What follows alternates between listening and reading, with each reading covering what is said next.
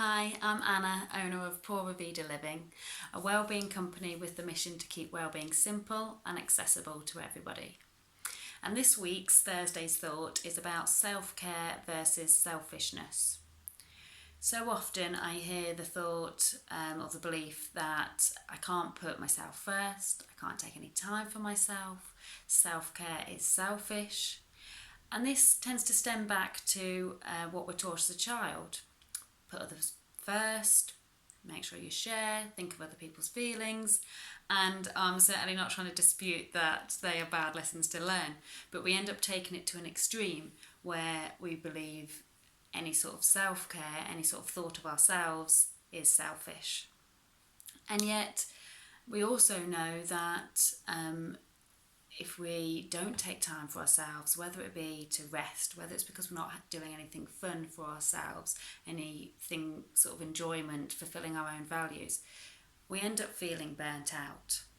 And when we're burnt out, we're more likely to get ill, we're more likely to be snappy with the children, have an argument with our partner, our colleague, our friend, whatever it might be less productive at work or on our business. And the thing is, we often create this pressure in our own heads because we believe self-care isn't selfish and we've got to keep doing things. And where would we be without that belief that self-care is selfish? Well, if we took a bit of time out for ourselves, it actually benefits those around us, not just ourselves. We're more likely to be understanding of our partner or our friend. We're more likely to be calmer with our children. We're going to be looking after our health better. Our immune system is going to be working better. More likely to be able to focus on our business or be productive at work or whatever the current project is.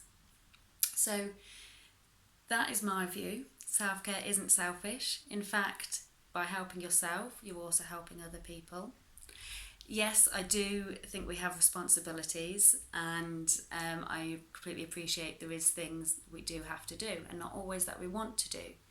But self-care doesn't need to be complicated. In my Renewed You programme, people start putting into place wellbeing habits from as little as 5 minutes a day. And the internal work alongside that, once you understand the patterns you're running and how to change them, that can actually take no time at all, and you can be kinder to yourself and understand your thoughts and your beliefs and your values and your emotions better throughout your day, throughout your life. So I simply invite you to consider, where do you perhaps believe self-care is selfish? Where are you running around feeling like you need to put everyone else first? And where can you just be inquisitive about how much of that is true? And where could you just take a few minutes for yourself? And how would it benefit you and the others around you?